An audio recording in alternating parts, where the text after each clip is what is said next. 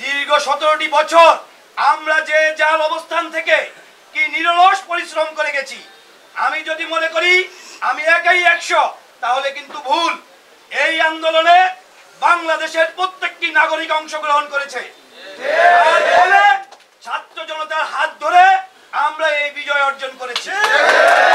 আমাদের সকলের দায়িত্ব এবং কর্তব্য এই আন্দোলনের ফসল ইনশাআল্লাহ আমরা ঘরে তুলব।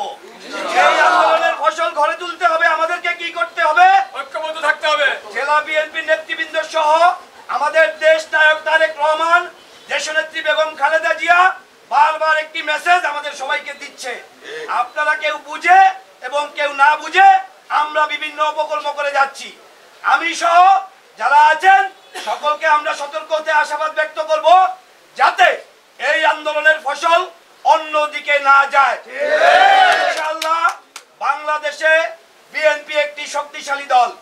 বিএনপির নেতৃত্বে ইনশাআল্লাহ তারেক রহমান এবং দেশনেত্রী বেগম খালেদা জিয়ার হাত ধরে এই বিএনপি আগামীতে রাষ্ট্র ক্ষমতায় অধিষ্ঠিত হবে।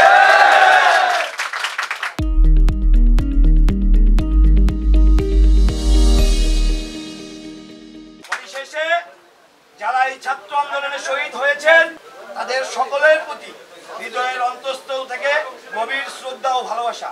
আরেকটা জিনিস আমি মনে করিয়ে দিতে চাই, বাংলাদেশে প্রথম যখন এই ছাত্র জনতার আন্দোলন শুরু হয় আমাদের একজন ভাই এই বিএনপি অফিসের সামনে শহীদ হয়েছিল। প্রথম আব্দুর রহিম, স্বেচ্ছাসেবক দলের একজন কর্মী, দক্ষিণ দিগন্দি বাড়ি।